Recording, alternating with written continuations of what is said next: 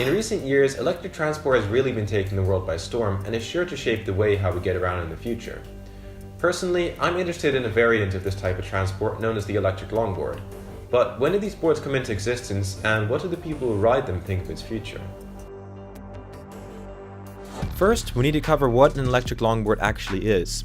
In its simplest form, it's a longboard with some batteries and a motor strapped to it.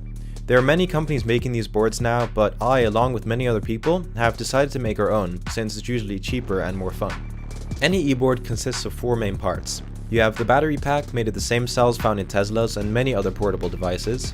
There's the ESC, which acts as the brains of the system. There's one or more motors, which drives the wheels, and then there's the remote, which the rider holds to control the speed and the braking.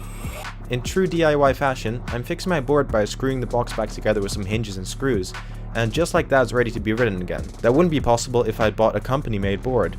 But since when do these boards actually exist, and have they always been around? So these boards came into existence a couple years ago. In fact, it was birthed all the way back in 1975 with a gasoline-powered equivalent called the moto board. It was banned pretty quickly though because of noise and pollution. The first actually electric longboard was made by a guy called Louis Finkel in the 1990s. His idea was then improved upon by some friends in 2006. And then in 2013, the first boosted board was unveiled. This company has been so influential that people call electric longboards boosted boards even if they aren't from boosted. I wanted to get some opinions from other riders, and so I interviewed this guy to find out when and why he rides. Yeah, mainly for fun. I mean, it could be quite serious depending on where you live. I think in the UK certainly it's not that viable of an option because of the rain situation, obviously. But it still helped me, get around quite a lot. It's bordering on a toy, but it's a serious toy.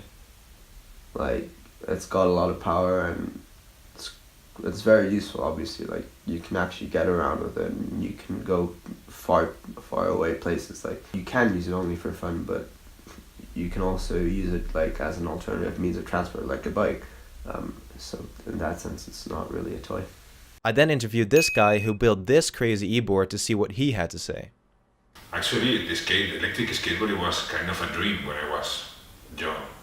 And yeah, if you like a car, you just 2 turns and all the speed is gone. Yeah. You start again, and then always is pushing. With the electric skateboard, sometimes it's like a video game. When you need to something is coming, you need to avoid it. Like a video game, it's like the same.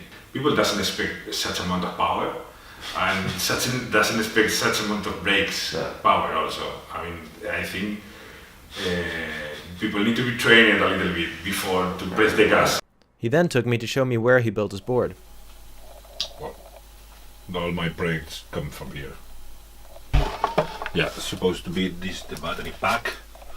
Should be something like this, actually like this. And unbolted, and the electronics should be more or less like this, and the motors should be something like that. But yeah, now I'm rebuilding it again. It will be fast again soon.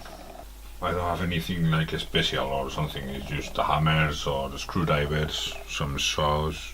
And it's that last thing he said about not having any special tools that really excites me about the DIY e-board scene.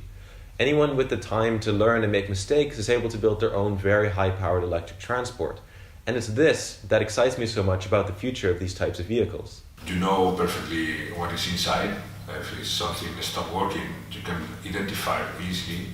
And if you buy the parts somewhere else and then you put it all together, you can have spare parts. I mean, if something is break, you can buy the same part in the same place.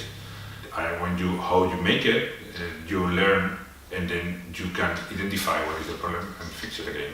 But having such a high amount of power available at anyone's fingertips now brings certain safety concerns with it.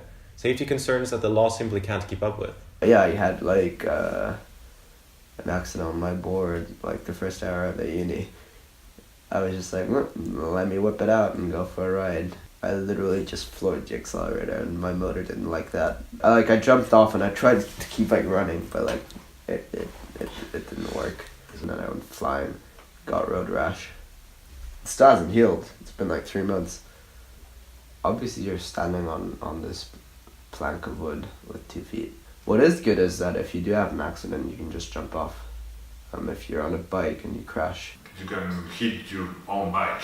And the rest is in your own. I mean, you need to be aware to where you're driving, the speed you get. then the electrical part is obviously like, if anything goes wrong with that, like, if you can't brake anymore, you're fucked. If your acceleration doesn't stop, you're fucked. I mean, airbag, where are you gonna put the airbag? So clearly these boards can be unsafe, but when treated right and treated carefully, they can be an important tool in one's toolbox of getting around.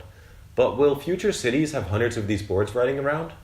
Electric longboards, I don't see it progressing far enough to become like mainstream, because it's quite a niche thing. It takes quite a bit of skill as well.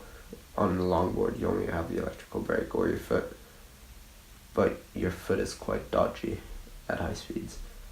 So like if you could find a way to like mechanical brake on an electric longboard, then you might have something a bit more viable. There's still many hurdles to overcome before these boards truly become widespread, especially since it's such a new frontier. But I believe that with e-boarders now taking on a responsible role in the use of these boards, people might well be riding these boards to work in the not so far future. There's exciting times to be had in the electric future.